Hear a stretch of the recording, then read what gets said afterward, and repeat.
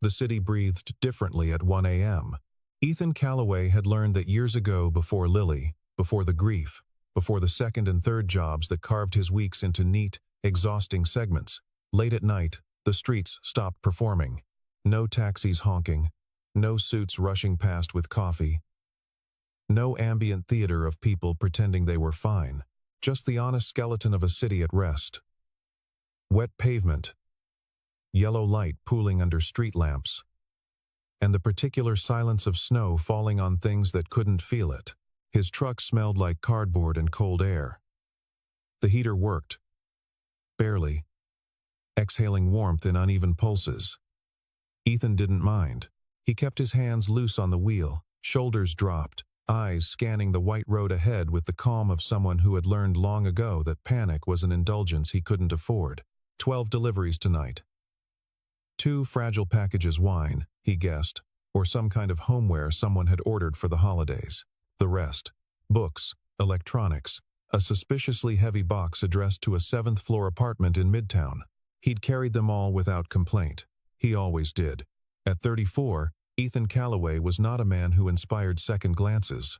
Medium height. Dark circles beneath brown eyes. A jaw that had forgotten when it last saw a razor. He wore a fleece-lined jacket that was one winter past its best. Work boots with a sole starting to separate at the toe. And a wool hat Lily had picked out for him, charcoal gray. A little too small, but he wore it every shift because she'd handed it to him with both hands and said, "You look like a superhero, Daddy." He kept it on regardless of the temperature. That was the shape of his life, in its simplest form. A child who believed in him completely, and a man who would do almost anything to deserve it. Lily was 6.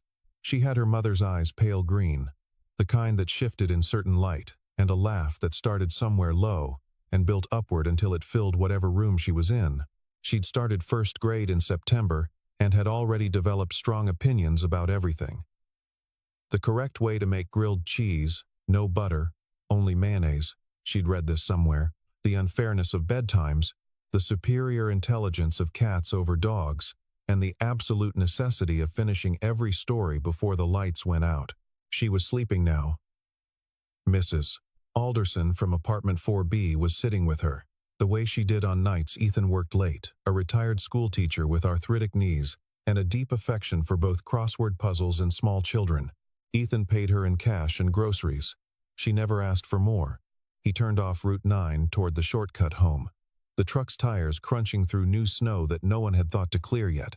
The neighborhood changed quickly out here, apartment blocks giving way to warehouses, warehouses giving way to the long, gray stretch of Industrial Avenue, where nothing much happened after dark. A pharmacy with a neon cross still blinking, a laundromat, dark and closed, and then the bus stop, a metal shelter on the corner of Meridian and Alt, with 3 plastic seats inside, and a city transit map that hadn't been updated since 2019. Ethan almost didn't see her. He was checking the mirror, watching for ice, and the headlights swept across the shelter at the wrong angle. For a moment, all he registered was a shape, a still, dark shape where there shouldn't have been one. Then his brain caught up. Someone was sitting there. He slowed. The truck rolled to a stop at the corner, engine idling. Through the windshield, in the gray-blue dark, he could see a woman head down, shoulders drawn in, arms wrapped tight against her chest. No coat worth the name. A blazer, dress shoes, hair damp from the snow. He sat for a moment, engine running.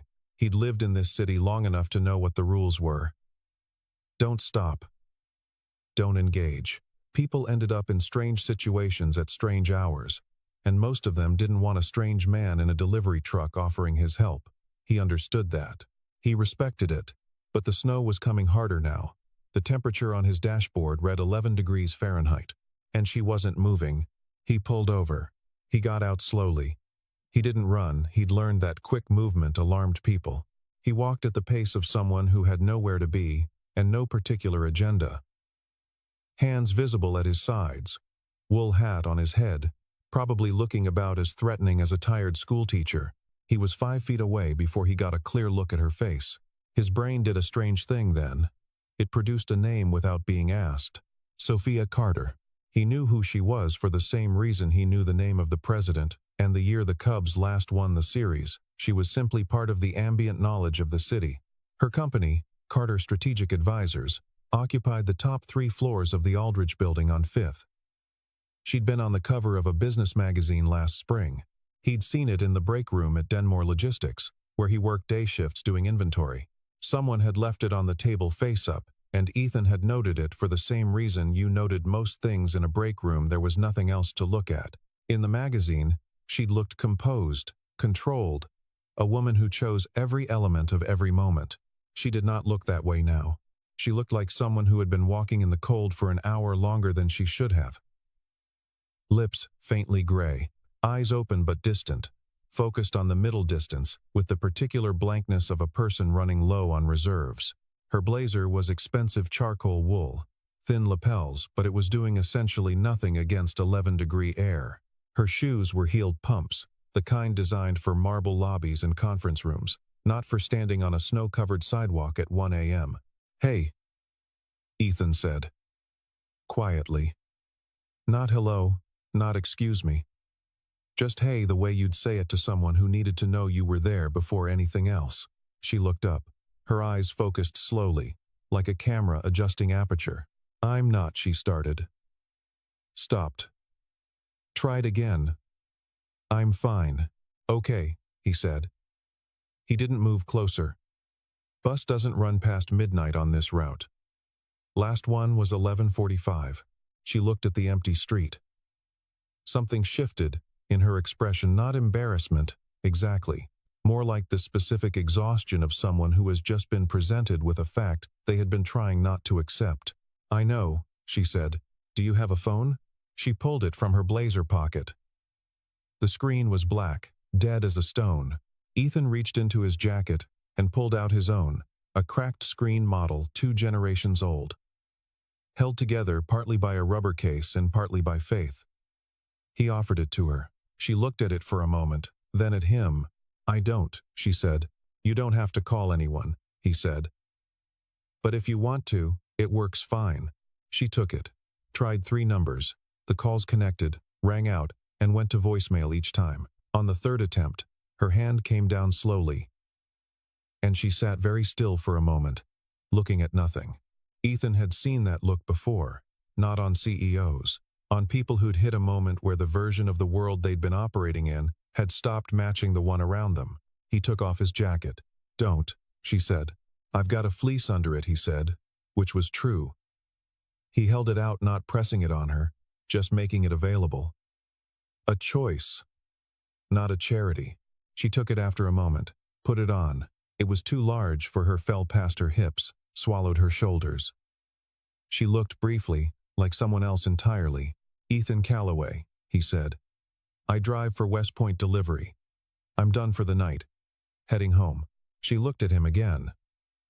Really looked this time. The way someone does when they're trying to read a situation through the fog of cold and exhaustion. "Sophia Carter," she said, as if he might not know. "I know," he said. "Do you want to tell me what happened, or do you want to get warm first?" The smallest pause. "Warm," she said. He kept the truck warm on the drive heater at full blast, which meant uneven surges of hot air with a faint smell of engine. He said nothing. She said nothing. The city scrolled past the windows, half asleep under its coat of white. She held his phone loosely in her lap. The screen stayed dark. After a few minutes, she spoke. "I had a meeting tonight," she said. Her voice was level. Practiced the voice of someone trained to sound in control, even when they weren't. "Off-site, private. My driver was supposed to wait, and didn't. She looked out the window. "My assistant's phone goes straight to voicemail. So does my head of security." A pause. Both of them. Ethan said nothing. He kept his eyes on the road. "That's not," she said carefully, "a coincidence." "No," he agreed. She looked at him sideways. "You don't seem surprised." "I don't know enough to be surprised," he said. "I just know that when 2 people whose job is to be reachable both go unreachable at the same time, it's usually not a battery issue." She was quiet for a moment. Then, "Who are you?" "I told you. Delivery driver. That's what you do." "I asked who you are." He glanced at her once, briefly. "Someone who's going to get you warm and let you figure out your next move." She turned back to the window. He didn't push it. Some answers took time to become the right shape for saying out loud. He pulled up in front of a 4-story brick building on Calloway Street. No irony in the name, just the city's indifferent geography. The lobby had a door that stuck in cold weather, a mailbox bank, where 3 slots were still labeled with names from previous tenants, and an elevator that hadn't worked since October. They took the stairs to the 3rd floor. His apartment was number 312. He unlocked it and pushed the door open slowly, mindful of the hour. The lights were off except for the kitchen. Mrs. Alderson always left the under-cabinet light on, a habit Ethan had stopped questioning. The apartment was small, a living area with a couch that had seen better decades, a kitchen where the counter space was sacrificed to a drying rack perpetually full of small clothes, a narrow hallway leading to 2 doors, one his, one Lily's. The walls had drawings tacked up in irregular arrangements, crayon landscapes, portraits of cats, one ambitious attempt at a horse that had become something more abstract. A bookshelf ran the length of one wall, doubled stacked with picture books and paperbacks. On the coffee table, a half-finished puzzle of a lighthouse, 3 crayons, and a drawing that Ethan picked up and moved to the counter without looking at it. Just tidying, without fuss. Sophia stood in the doorway for a moment. She had been in a lot of rooms in her life. Boardrooms, hotel suites, offices with floor-to-ceiling views, dining rooms in houses where the furniture cost more than most people's cars. She had a practiced facility for assessing rooms. It was a professional habit, almost involuntary. This room was small and needed new paint, and the couch cushions were mismatched, and there were children's shoes lined up by the door in a row of ascending size that stopped at very small. It was the warmest room she'd been in years. She didn't say anything about that. Ethan put a kettle on and found a blanket fleeced, patterned with cartoon planets, clearly Lily's, and set it on the couch without comment. Sophia sat down, pulled it around her shoulders, said nothing. From behind the closed door at the end of the hall came the soft sound of a child, sleeping, the occasional shift of weight, the creak of a small bed. Sophia looked at the door. "How old?" she asked. 6, Ethan said from the kitchen. "Her mom?" He didn't answer right away. Not defensively, just with the slight delay of someone accessing something stored carefully. "She passed," he said. 3 years ago." Sophia said nothing. There was nothing useful to say, so she didn't try.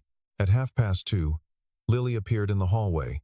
She had her father's careful way of moving quiet feet, taking in the situation before announcing herself. She stood in the hallway entrance in a nightgown printed with stars, hair loose, one sock half off, holding a stuffed rabbit by one ear. She looked at Sophia. Sophia looked at her. Lily tilted her head slightly. "Are you cold?" she asked. Sophia blinked. "I was," she said. "I'm better now."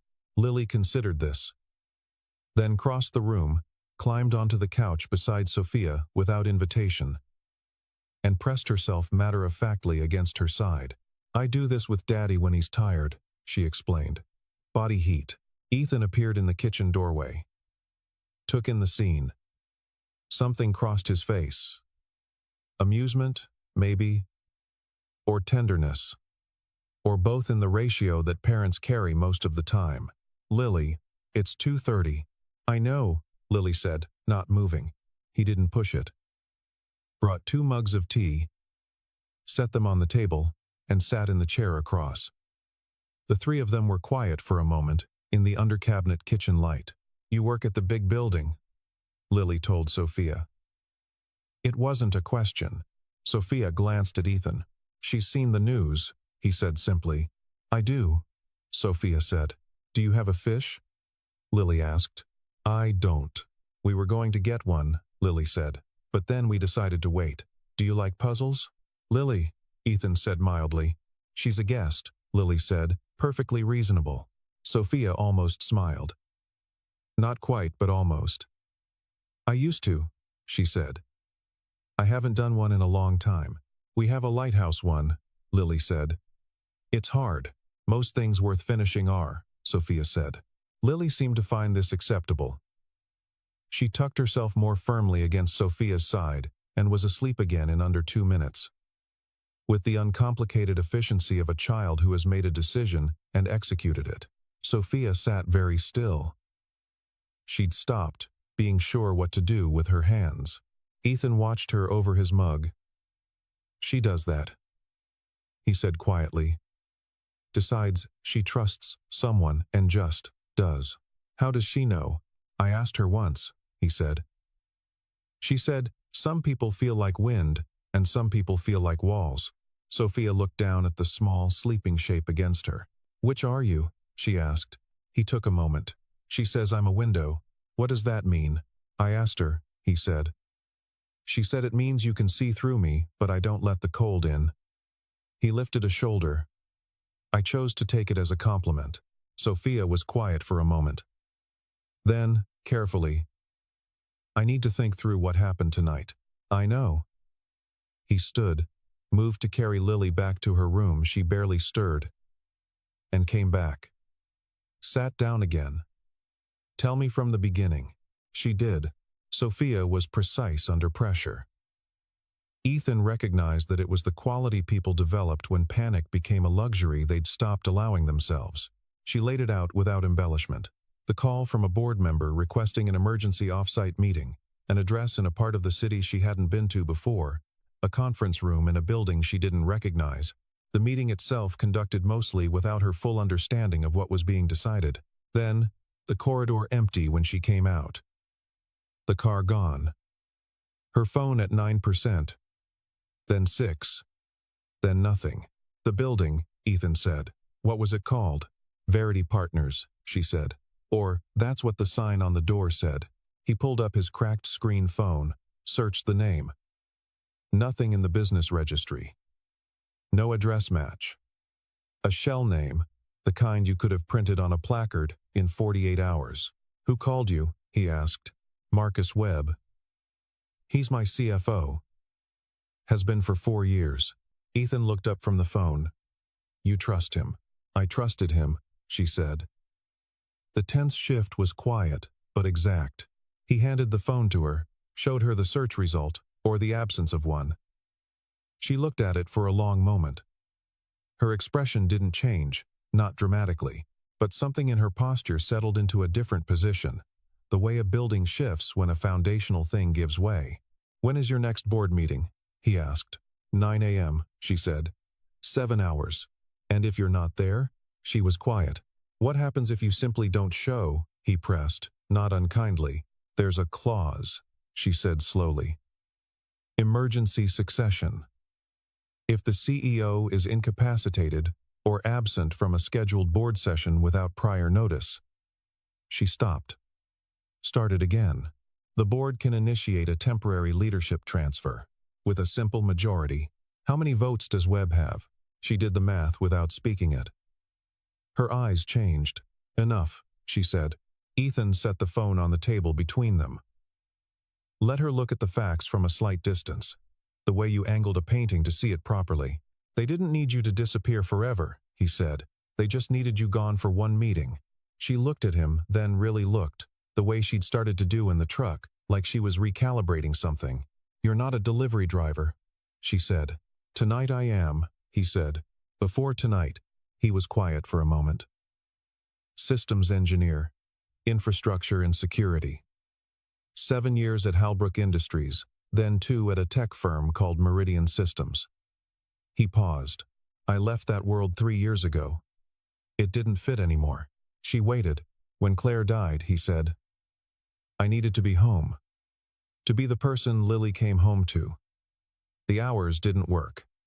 So I found hours that did." He said it simply, without the performance of sacrifice. Sophia looked at the wall of children's drawings, at the puzzle on the table, at the careful, deliberate smallness of this room, built entirely around a child's comfort. "That company," she said slowly. "Meridian Systems. Who was their client?" Ethan looked at her. "Carter Strategic Advisors," he said. They moved to the kitchen table. Sophia's memory was extraordinary, she recalled. Account numbers, system names, meeting dates with the kind of precision that came from spending years never being able to afford a lapse. Ethan listened, asked clean questions, and built a picture on the back of an envelope because the paper was there and the habit was old. 12 minutes in, he stopped writing. There was a security breach, he said, at Carter Strategic, about 3 years ago. She nodded slowly. We patched it. Our security team identified the vulnerability. And your security team didn't identify it, he said. I did. Silence. He wasn't looking at her. He was looking at the envelope, at the web of names and dates he'd drawn in pencil. Meridian Systems sent a contractor to your infrastructure team in the spring of that year, 6-week engagement. The contractor flagged a critical input handling vulnerability in your client data portal, wrote a 40-page incident report, recommended a full protocol overhaul. He set the pencil down. Your head of IT at the time, Thomas Garrity, presented it to the board as his team's work. The contractor's name appeared nowhere. Sophia was very still. And the contractor, she said, wasn't retained, Ethan said. Contract ended. Meridian Systems dissolved the engagement. I didn't fight it. Claire was sick by then. I had other things to think about. He said it without bitterness. That was what she noticed first, the complete, almost architectural absence of bitterness. As if he'd processed the injustice and then set it somewhere tidy, somewhere it didn't interfere with the daily work of living. I didn't know, she said. I know you didn't. He met her eyes. I'm not telling you for an apology. I'm telling you because it matters to what happens in the next 7 hours. He tapped the envelope. Webb knows that story, or enough of it. He knows your company had a vulnerability that was fixed by someone outside your official structure. And he's been using that as leverage quietly, I think, to keep Garrity loyal. And Garrity has access to your server logs, your calendar, your communication architecture. She understood it now. All of it, arranged in front of her like a spread of cards that had always been in the same deck, just dealt face down. He's been planning this for months, she said. Probably longer. And he used tonight because... She traced through it. Because I had an off-site meeting on my calendar. Plausible that I'd be unreachable. Plausible that there was a logistics failure. Just plausible enough that by the time anyone asked questions, the board vote would already be done. And you'd be in the position of fighting a decision that had already been ratified, Ethan said. Uphill, on their timeline. She pressed her fingers to her temples. Not dramatically, just the physical reflex of organizing a large amount of information in a short amount of time. What do you need? She asked. He looked at her. I need access to your board meeting communications from the last 90 days, he said. And I need someone inside that building who's still on your side. My general counsel, she said immediately. Diane Forsyth. She's not warm, but she's not Webb's. She paused. And she picks up her phone.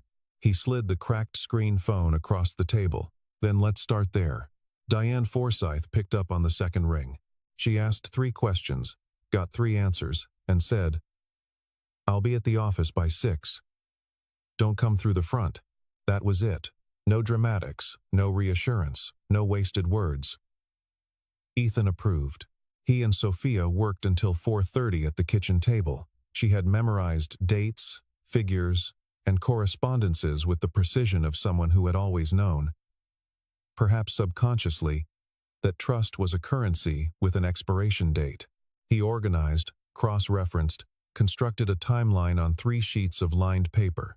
He worked with the quiet efficiency of someone who had spent years building systems designed to find exactly this kind of fault. At some point she said, You should sleep. I'm fine. You worked a full shift tonight. So did you. He didn't look up from the papers. Different kind. She watched him for a moment.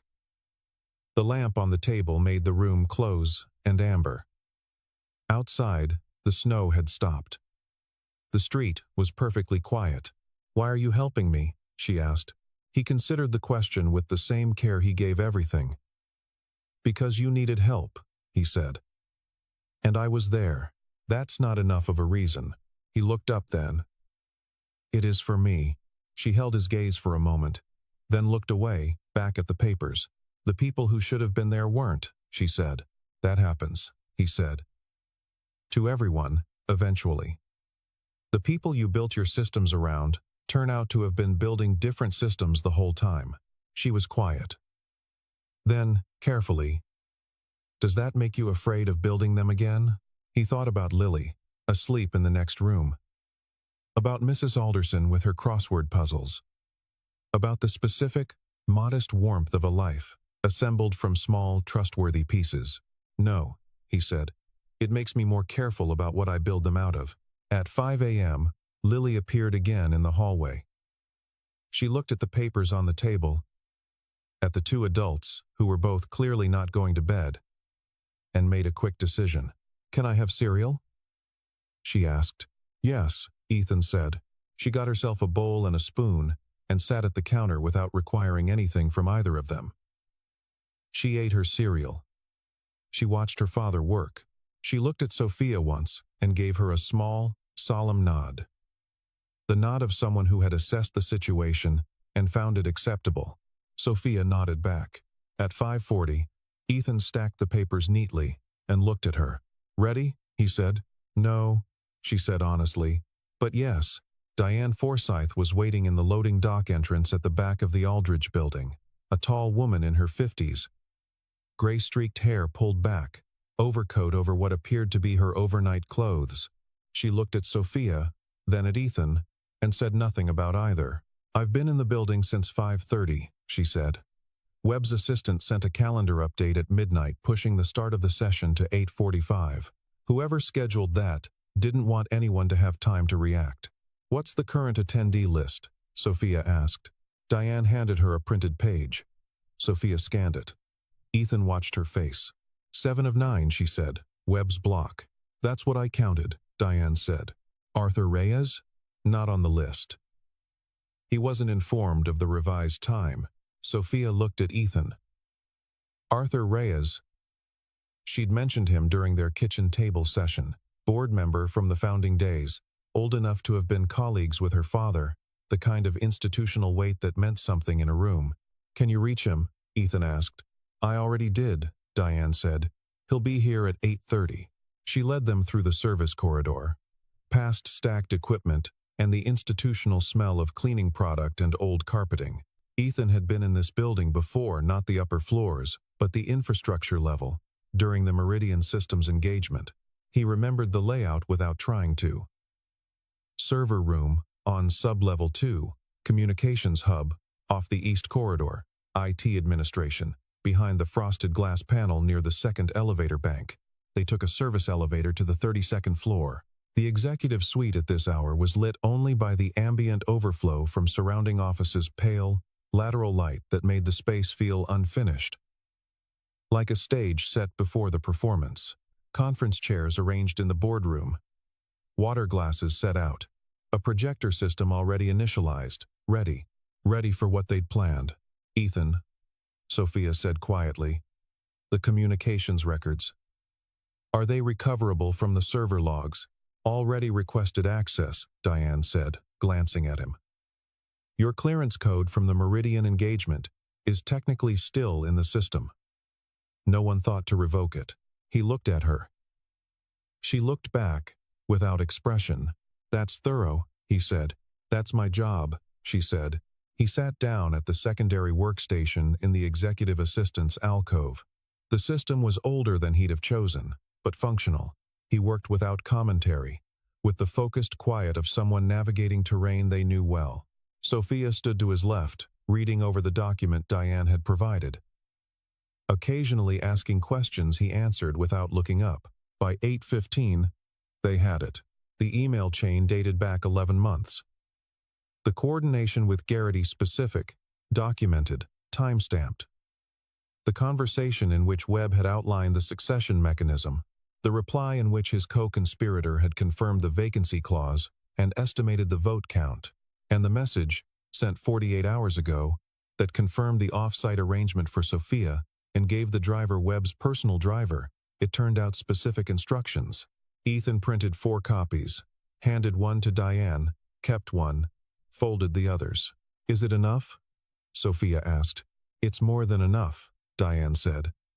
"The question is how you want to use it." Sophia looked at the printed pages. At the words someone had written, thinking they would never be read by the right person. "I want to walk in at 8:43, she said. 2 minutes before they start. The boardroom was full when the door opened. 7 faces turned, and in the way that faces sometimes rearranged themselves entirely in the space of a breath, Webb's went from confident composure to something smaller and harder, like a mechanism clicking into a position it hadn't expected to reach. Sophia Carter walked to her chair at the head of the table. She did not rush. She set her folio on the table, smoothed her jacket still. Ethan's, technically, though she'd borrowed Diane's blazer over it, and looked around the room with the specific kind of calm that is not the absence of emotion but its precise management. "Good morning," she said. A beat of silence. "Sophia," Webb said. Controlled, still. "We weren't sure you'd be able to make it. Given that you arranged for my driver to leave me stranded in an industrial district in 11-degree weather at midnight." She said it the way she'd say a revenue figure, factually, without inflection. "I made alternate arrangements." The room went very still. Arthur Reyes, seated 2 chairs down on her left, set his pen carefully on the table. He was 71 and had the patience of someone who had watched many rooms reorganize themselves around a moment of truth. "Marcus," Sophia said, "I want to give you the opportunity to speak before I present what I have. If there's something you'd like to say, now would be the time." Webb said nothing. His jaw moved slightly, the way a machine moves when it's been given a command it cannot execute. She opened the folio. Diane distributed the copies. Ethan stood near the door, not in the room exactly, more at the threshold, the way someone stands when they know their role is already complete. He watched the documents pass from hand to hand around the table. He watched faces, read them. He watched the moment, somewhere around the 3rd paragraph, when Arthur Reyes looked up at Webb with an expression that was not anger so much as the total, permanent withdrawal of regard. "This is fraudulent," Webb said, finally. His voice had lost some of its grain. "The server logs aren't," Diane said. "The timestamps aren't. The email headers aren't. You don't have authorization to access those records." "Actually," Sophia said, "the authorization is valid. It was never revoked." She paused. "An oversight, I'm sure." She let that sit for a moment. Then she looked at him directly, not with anger. Because anger was a tool, and she'd chosen something else. "Marcus," she said, "you're going to submit your resignation to Diane before you leave this room. So is Thomas Garrity. The legal process will be handled professionally, through proper channels, with every courtesy you're entitled to." She folded her hands on the table. "Because that's how I do things. Not because you've earned it." The room was completely quiet. Webb stood, slowly, and the quality of his movement, the way a structure goes when the central tension fails, said everything the words hadn't. He left. 2 of his allies followed. The remaining board members looked at each other, then at Sophia, then back at the documents in their hands. Arthur Reyes, who had not spoken once during the entire sequence, now cleared his throat. "Well," he said, in the tone of a man who had been waiting 11 months to be in the room when this happened. "Shall we get started?" 2 weeks later, the temperature climbed above freezing for the first time since November. The city moved differently in a thaw, looser, more forgiving. The hard edges of everything softened slightly. Ethan was finishing an inventory shift at Denmore Logistics when his phone rang. Unknown number, which usually meant a spam call about his car's extended warranty. But he answered because he had the cracked screen habit of answering everything. "It's Sophia Carter," said the voice on the other end. He walked out to the parking lot, away from the noise of the loading dock. "How are you?" he said. "Operational," she said, which made him almost smile. "The board has ratified my restructuring proposal. Garrity is gone. We have a new head of IT who is, by all early indications, competent." "Good. Diane has filed the documentation. It'll be a long legal process, but the core is secure." "Good," he said again. A pause. Not uncomfortable, just the space that opens when the practical conversation has been covered and something else needs to happen. "I'd like to offer you a position," she said. "Director of Infrastructure Security. The role has been vacant since Garrity left. And based on what you demonstrated, I appreciate it," he said. "But no, a beat. Can I ask why?" He leaned against his truck. The parking lot was half empty, the afternoon light laying long across the remaining patches of snow. "Because I built a system," he said slowly, "around Lily's schedule. Her school hours, her after-school hours. The pickup time, the dinner hour, the being there hours. I built it carefully, and it works." He paused. "A director role at a firm like yours doesn't fit inside that system. Not without breaking something." "I see," she said. "I don't say that as a criticism." "I know," she said. "I'm thinking." A longer pause, this time the pause of someone who actually thought before speaking, which he'd noticed as a consistent quality. What if the role had different parameters? What if the hours were genuinely flexible, not the standard language of flexible that means call me whenever, but actually built around your schedule? "Jobs don't actually work that way. Most of them don't," she said. "I'm talking about one that does, because I have the authority to design it that way, and I've spent the last 2 weeks thinking about why I haven't designed more things that way." He was quiet. "The work would be real," she said. "The compensation would reflect that. And there's a very small person who apparently left an impression on me that I haven't been able to fully process. And I find myself..." She stopped. Started again.